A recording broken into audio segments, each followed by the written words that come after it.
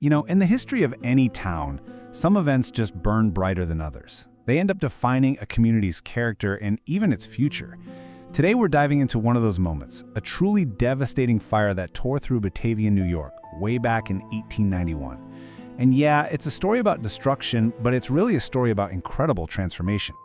So this fire, it wasn't just some headline of the day. Nope, it was a pivotal event that forced the entire city to ask itself a really tough question. Are we just going to rebuild with all the same old weaknesses?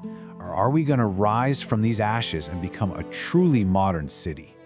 Okay, let's get into this. Honestly, the spark that started the fire, that's not even the interesting part.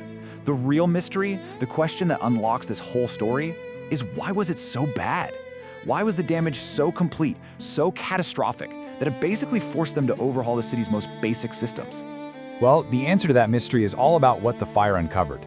See, this disaster wasn't just a case of bad luck. It was pretty much the inevitable result of two specific fatal flaws in the city's design that made it dangerously vulnerable. These were the two ingredients for absolute disaster. So on one side, you've got a water supply that was basically a garden hose against a forest fire. And on the other side, a downtown that was pretty much built to burn. Either one would have been a problem, but together, oh man, it was a perfect storm. Let's break down exactly what that meant. Okay, so first up, water. Just try to picture this. You're a volunteer firefighter, you're staring down this massive inferno. And deep down, you just don't have the water pressure to do a single thing. That's because Batavia was relying on this random collection of wells and cisterns. There was no big, centralized, high-pressure system to pump water to their hoses. It was a totally hopeless fight. All right, now for problem number 2, the fuel. Downtown Batavia was, for all intents and purposes, a tinderbox. Almost everything was built with wooden frames, and they were all packed in so tight that a lot of them actually shared walls. I mean, you can just imagine the domino effect, right? The flames would just leap from one roof to the next, super fast, because there were literally zero construction rules to stop it. Okay, but this is where the story takes a really interesting turn. Because out of all that destruction, something amazing happened, a really powerful, coordinated response. The folks in Batavia, they didn't just sit around and mourn.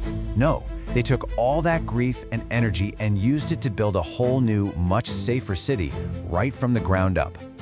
So, let's recap. Problem number 1, the water supply. It was a complete and total failure. Faced with that reality, the city came up with what was, for them, a totally revolutionary solution. Their very first, honest-to-goodness municipal water system. This wasn't just some random upgrade. It was a direct result of the fire. They were basically saying, never again. We are never leaving public safety to chance like that again. And then there was problem number 2. The buildings themselves were, let's be honest, pretty much designed to burn. So how do you fix a whole downtown of tinderboxes? Well, the answer was the power of the permit. That fire was the thing that finally pushed them to create Batavia's first ever building code. It meant stricter rules for what you could build with and how you could build it. They knew they had to rebuild, but this time, they were going to do it right. So you see, this wasn't just a haphazard reaction. It was a really smart two-step plan. Step 1, get the water you need to actually fight a fire.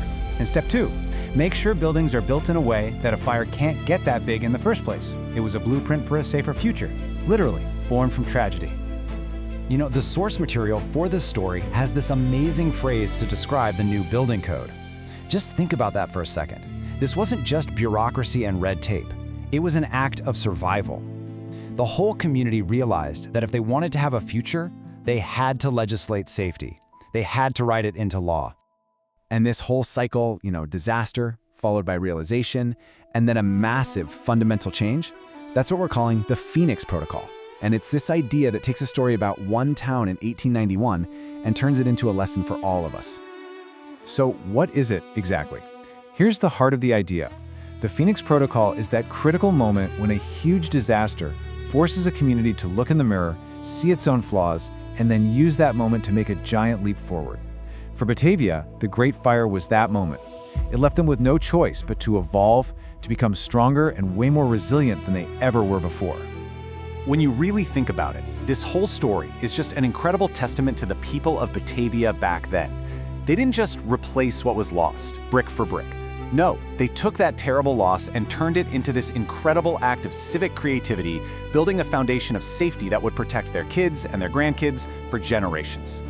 And all of this kind of leaves us with a big question for our own time. Because this Phoenix Protocol thing, it didn't just stop in 1891, right? So what are the disasters we're facing today? Maybe they're fires or floods or even pandemics. What are the things that are forcing our communities to get smarter, to get stronger, and to build a better foundation for the future?